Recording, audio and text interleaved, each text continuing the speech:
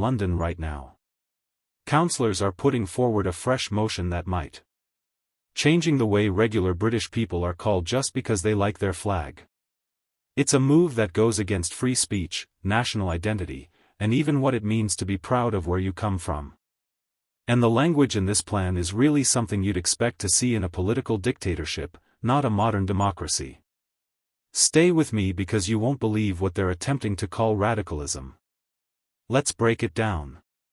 But first, please like this video and subscribe to the channel for more. So, let's make sure we understand this. A London council is currently talking about whether or not to legally call the average British person, the same men and women who peacefully demonstrate by raising their national flag, a far-right extremist. Yes, you heard that right.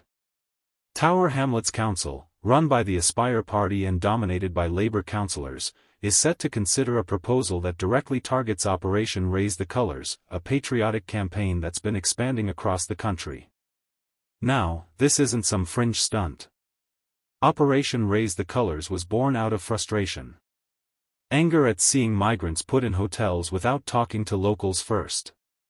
Displeasure at the government's failure to control borders and annoyance that the English flag itself has somehow become offensive. But instead of listening to local concerns, this council is doubling down on the myth that patriotism equals radicalism. The proposal put forward by Labour councillors Maffin and Abdi Mohammed called for the council to stand up to the far right and celebrate diversity. On the surface, something sounds harmless. But delve just a bit deeper and you find something even more concerning. Because buried inside their proposal is language that directly ties Operation Raise the Colours to so-called far-right narratives. It alleges that local anxieties about safety around migrant hostels, including reports of attacks during the summer, have been entwined with far-right ideology under the umbrella of keeping women and children safe. Let that sink in. They're saying that raising concerns about women's safety or asking answers about who's being housed in your town is now part of a far-right narrative. Even Brexit is termed a far-right narrative in the motion. That's right. The single biggest democratic vote in modern British history, supported by 17.4 million people, is being thrown up with extremism. It gets worse. The motion goes on to claim that migrants and refugees contribute more to the UK economy than they take out. Something that's strongly debated and far from universally acknowledged. It further claims that attributing Britain's economic crisis to increased migration is factually incorrect and purposefully divisive. So, in other words, if you question whether mass immigration might be putting pressure on housing, jobs, or public services, you're not only wrong, you're causing divisiveness. This is the language of censorship disguised as virtue. And it's coming from elected officials who, rather than addressing citizens' genuine concerns, are working overtime to smear those residents as extremists. Councillor Buston, one of the councillors behind the motion, even works part-time for a legal action NGO that purports to defend marginalized people. And her colleague, Councillor Mohammed, bragged on social media about organizing campaign operations for Sudi Khan. In other words, these aren't neutral voices. They're deeply entrenched in London's political establishment. Now, let's remember the backdrop here.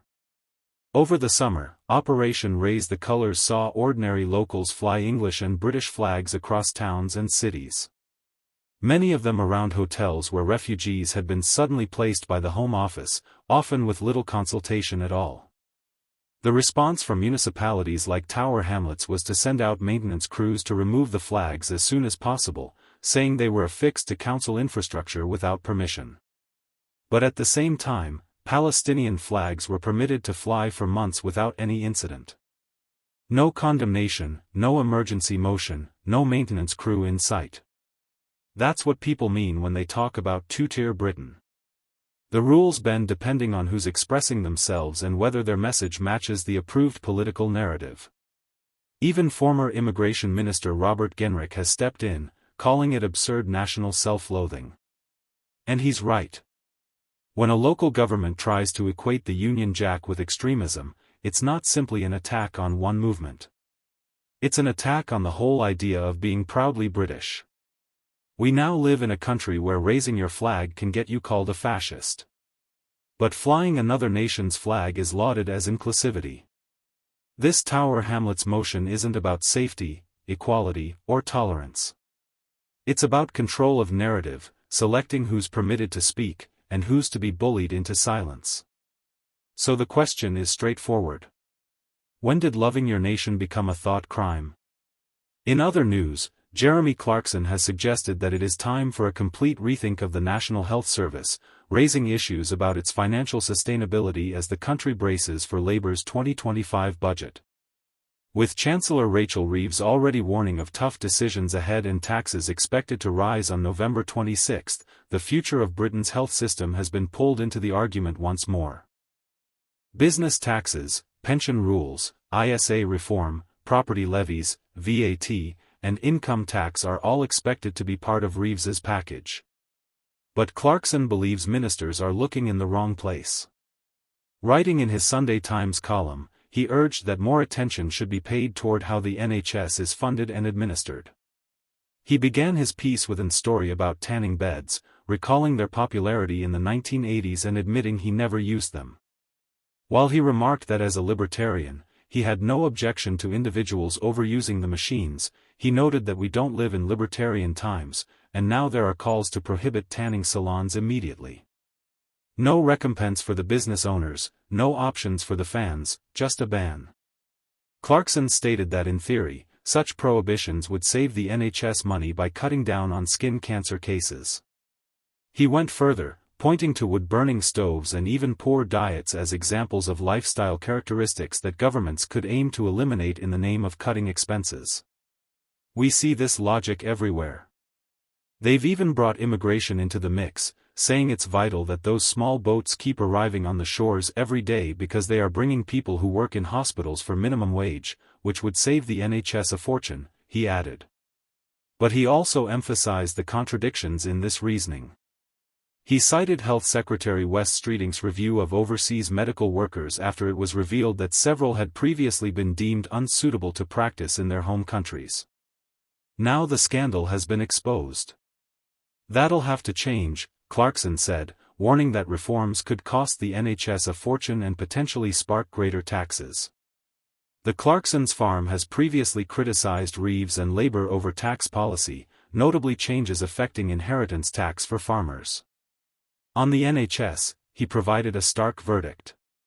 Today, the population is 70 million and every single one of us desires new eyes and to live forever. And that's impossible. Somehow, no one ever applies this logic to the NHS. So, instead of a complete rethink, more money is asked from us and we are forbidden from being tanned and happy and warm to attempt to keep the creaking old beast going. What are your opinions on what we discussed in today's video? Let me know down in the comments section below. If you've not yet so, make sure you do leave a like on this video and subscribe to the channel for more British material. Thank you. Take care. Goodbye.